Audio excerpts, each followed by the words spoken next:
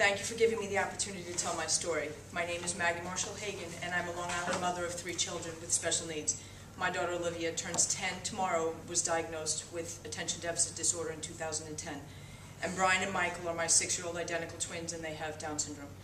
Based on disability laws and research-based best practices, I want my children included versus segregated in school, community, and eventually work, with the appropriate supports to help them succeed to the best of their ability.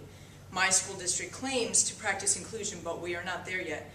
In my experience as a parent and volunteer member of my district CSE, they are still operating with a segregated mindset. They recommend contained classrooms first and offer alternatives only if the parent requests it. Instead of real inclusion, they've applied the term to their existing practice of part-time mainstreaming for non-academic and socialization purposes only. 3 years ago, every state-funded preschool we contacted for admission automatically recommended a contained classroom for my boys. On my insistence, they were accepted and did well in an integrated class of 17 children, half with special needs and half with typically developing. On transition to kindergarten, district personnel began by recommending the contained classroom again.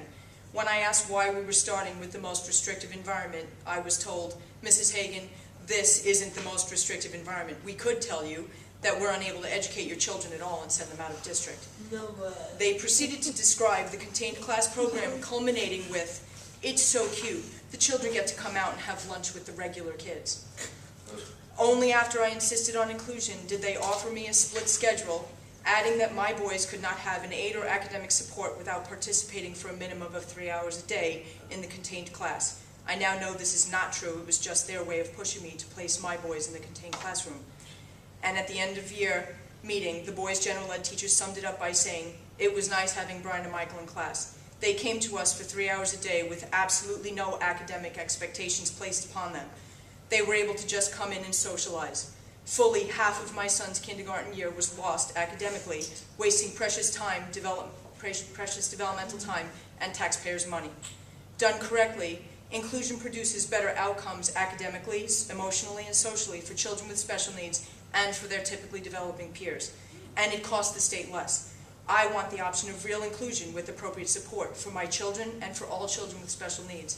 To get there, we must re-educate all personnel involved in the process on how to implement inclusion and mandate compliance with the special education laws so that our children, our communities, and our economy benefits. As New York school districts continue to struggle with the implementation of inclusion without training on how to make it work, we are in danger of slipping back into the dark ages of special education. Thank you.